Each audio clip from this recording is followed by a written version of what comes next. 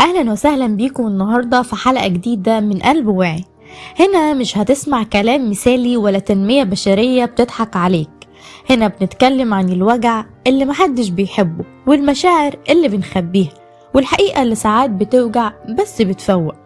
دي مساحة نفهم فيها نفسنا ونفهم اللي حوالينا من غير قسوة ومن غير تزييف. أهلا بيكم في قلب واعي، المكان اللي العقل فيه بيفهم والقلب بيهدى. ولو تعبت من كتر التفكير ومن الناس ومن نفسك أحيانا، فانت هنا في المكان الصح. حلقتنا النهاردة قوية جدا ومهمة ودسمة. احنا دخلنا مدارس كتير وتعلمنا نحل ونحفظ وننافس، بس محدش قالنا نعمل ايه لما نتعصب ولما نتكسر ولما نتظلم او لما حد يغلط فينا وفي مشاعرنا. محدش علمنا ازاي نهدى ولا ازاي نفهم نفسنا ولا ازاي نتعامل مع الناس.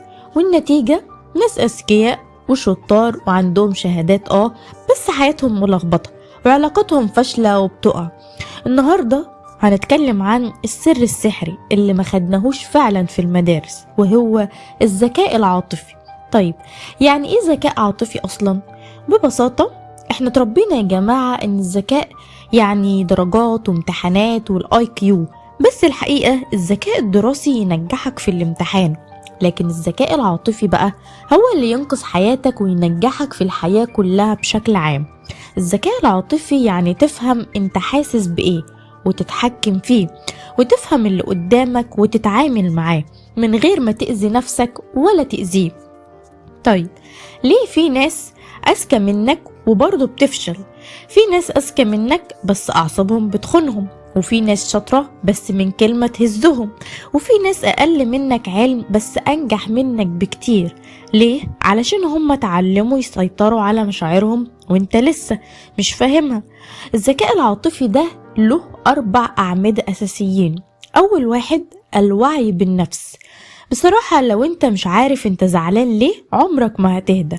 أول خطوة في القوة انك تقول أنا متضايق، أنا محبط، أنا متوتر، وتعترف بمشاعرك، ومش تقول أنا تمام وخلاص.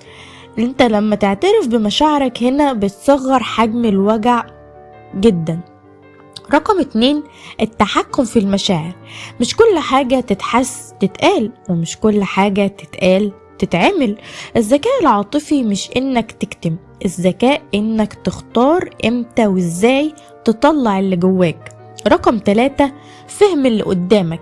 اسمع نبرة الصوت مش الكلام. الكلام ممكن يكذب بس الإحساس عمره ما يكذب.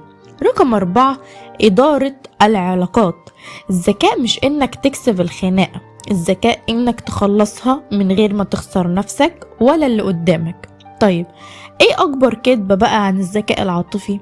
قالوا لنا إن الذكاء عاطفيا ده طيب ونسمة وبيستحمل، وده بصراحة كذب. الذكاء عاطفيا ده مش ضعف، الذكاء العاطفي قوة، بس قوة هادية. طيب نيجي بقى لحتة الشغل. الذكاء العاطفي في الشغل مش أذكى واحد هو اللي بينجح، بس اللي بينجح أنضف واحد نفسيا هو اللي بيكمل وبينجح. لو مديرك زعق اسأل نفسك هو بينتقد الشغل ولا بيهني أنا؟ لو الشغل اتعلم وطور، ولو إهانة رد بهدوء وحط حدود مش بعصبية، لأن العصبية هي اللي هتضيع حقك. طيب الناس اللي حوالينا بتمتص طاقتنا. مش كل حد يا جماعة محتاج مساعدة، بعض الناس محتاجة مسافة. التعاطف مش معناه انك تسيب حد يستنزفك، كده غلط غلط. طيب الذكاء العاطفي بقى مع نفسك. أقصى شخص عليك هو انت. جلد الذات مش وعي، ده استنزاف. انت غلطت انت انسان، اتعلم وسامح نفسك وكمل.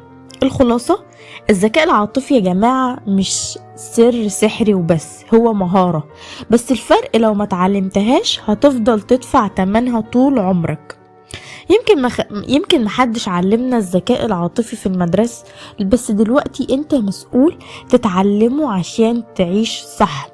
دي كانت حلقة النهاردة، ولو الحلقة لمستك شاركيها مع حد بتحبه، ودايما وأبدا خلوا قلبكم واعي. سلام.